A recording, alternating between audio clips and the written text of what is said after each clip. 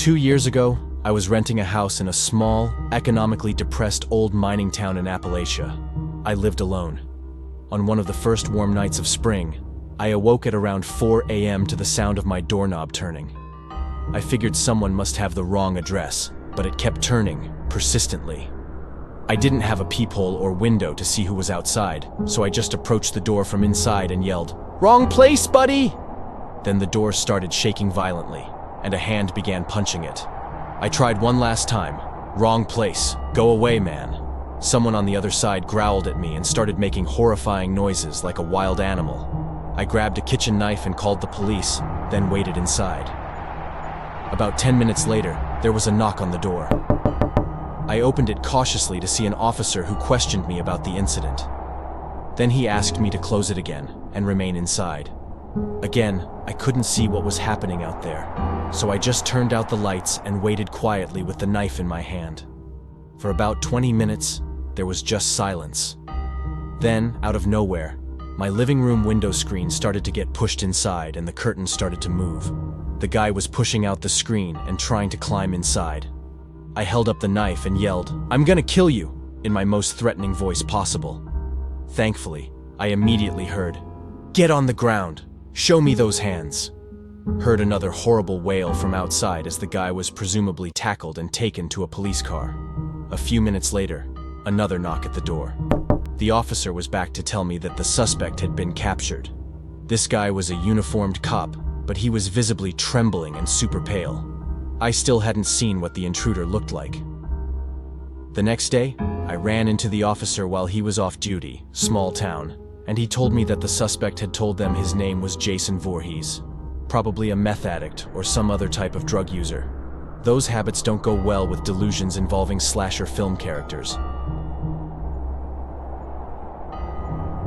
My fiancé and I purchased a foreclosed home in a not-so-great neighborhood a few years back. We ignored the area because of the great price, but now realize we were idiots because of things like this. I'm lying in bed, barely awake while watching TV. Fiancé is still at work, so I can't sleep. It's 2 a.m. and I'm barely dozing to the crime show that was on when I hear scratching at the window. The window that was 1 foot away from me while lying in bed. I remember thinking, "Damned squirrels," when I heard the squirrels start cursing and mumbling. Then the sound of a screwdriver lifting the window frame starts up. I start screaming bloody murder, that I have a gun, and I'm calling the cops.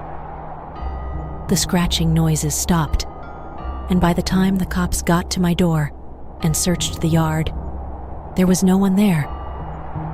Thinking, oh great, they think I'm crazy. I thank them. And as they're walking back to their cruisers, their radios all started going off at once, that there was another break-in reported in my neighborhood. The officers go scrambling off, and I slam the door and lock it. Once again, freaking out. I go get back in bed to wait for my fiancé to get home. He calls on his way and wants me to stay on the phone with him until he gets here. I hear loud footsteps on the wooden shed ramp in our backyard and say, "Oh good, you're home," and hang up, walking to the back door. He called me straight back and told me he still wasn't even in the neighborhood. So once again, I'm calling 911 and losing my shit. He and the cops got there at the same time and searched the yard again.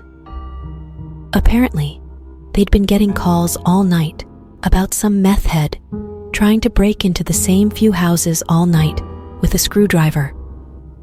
They'd been one step behind him the whole night and had cruisers everywhere. Oh, and the cursing at the window?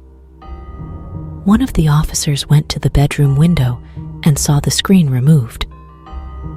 Meth Wheeze had disturbed a huge wasp nest when he took the screen off, and my tiny little wasp defenders saved the day.